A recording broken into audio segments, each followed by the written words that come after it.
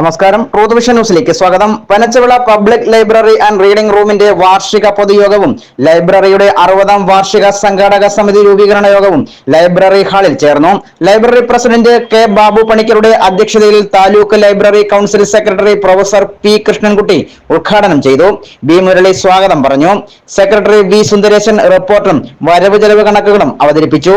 ജില്ലാ library council അംഗം G Balakrishnan, J Mohanakumar, G Rajendranpillai, A Nabeesa Beevi, K Somarajan, K Devarajan, Girija Sivadas, Balachandran Pillai, Jameela Beevi, Molly Chandran എന്നിവർ സംസാരിച്ചു.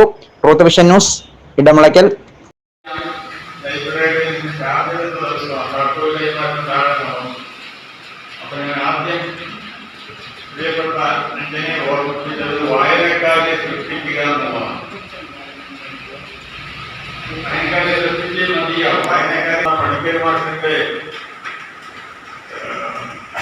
അദ്ദേഹത്തെ കുറിച്ചുള്ള കുറിപ്പടിയിൽ ലൈബ്രറിയിലേക്ക് ഒരാൾ പോലും വായനയാകുന്നത് അത് തന്നെയാണ് കാരണമെന്ന് പറഞ്ഞിട്ട് ആദ്യം അക്ഷരം പഠിപ്പിച്ച പുസ്തകത്തിൽ പറഞ്ഞിരിക്കുന്നത്. അതായത് 10 പേരെ വായനക്കാരെ സൃഷ്ടിക്കാമെങ്കിൽ 1 പവന്റെ മോതിരം കൊടുക്കാമെന്ന് പോലും ഒരാള് വാശിക്ക് വെല്ലുവിളിച്ചു എന്നാണ് എഴുതി വെച്ചിരിക്കുന്നത്. അവസാനം ആ സമ്മാനം പേടിക്കേണ്ട ഒരു സ്ഥിതിയിലേക്ക് അദ്ദേഹം വായനക്കാരെ സൃഷ്ടിച്ചു. 45-ൽ പോലും നമ്മുടെ കേരളത്തിൽ പോലും ഒരു അവസ്ഥ അതായിരുന്നു. ഇന്നിപ്പോ നമുക്ക് അതല്ല അവസ്ഥ. ഇന്ന് വായന അക്ഷരാഭ്യാസം ഇല്ലാത്തവരല്ല, പക്ഷെ വായനയെ അവഗണിച്ചാലും മുമ്പോട്ട് പോകാം എന്നുള്ളൊരു ദുരന്തമാണ് ഇന്ന് നമ്മൾ നേരിടുന്നത്. അതുകൊണ്ട് തീർച്ചയായും നമ്മൾ മുന്തിയ പരിഗണന കൊടുക്കേണ്ടത് വായനയ്ക്ക് തന്നെയായിരിക്കും. കുട്ടികളുടെ വായനയും മുതിർന്നവരുടെ വായനയും വനിതകളുടെ വായനയും ഒരു പ്രധാനപ്പെട്ട നമ്മുടെ ഒരു അജണ്ടയായിട്ട് മുമ്പോട്ട് കൊണ്ടുപോകണം.